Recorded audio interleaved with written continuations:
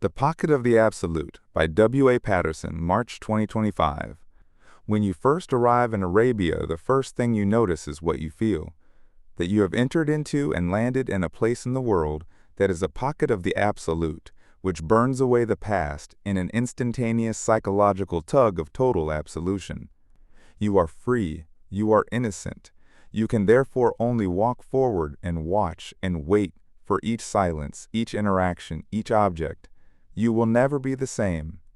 Water, air, earth, sky, desert, sea, construction in cities and towns, all align to the same beam of diffuse light. When the night comes, the beam is replaced by the glow and contours of the ever-surrounding darkness. You have escaped. You have come into a place that rejects and is immune to utopias. It is the case that you have escaped to an anti-utopia, to a life rendered as bare bones, that are enough. Sometimes there are whispers and rare utterances. Bare bones are enough here. There are no games here. Stupidity is exposed in a matter of seconds. As a rule, many do not make it the first month and fly home.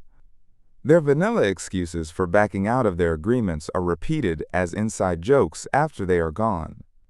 Their presence remains as ghosts who are examples to newcomers, related to them by veterans who are either bored or willing on a whim to stand out as exceptions and lend a helping hand, if only for a minute or two. There are, of course, as with all things, extraordinary exceptions, but it is a sign of ruthless weakness, of weakness as a composite item, of weakness operating without the possibility for the build-out of excuses, to include descriptions of individual persons of extraordinary exception.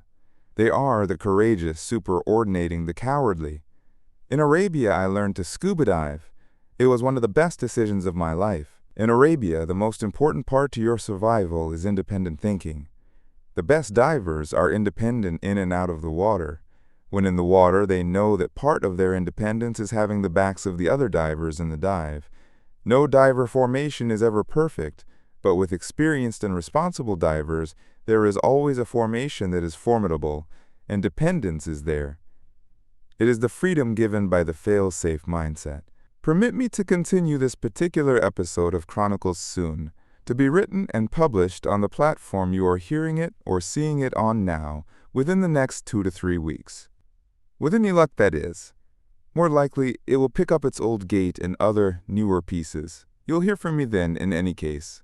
This has been Chronicles by W. A. Patterson, a Right to Speech podcast, April to May 2025.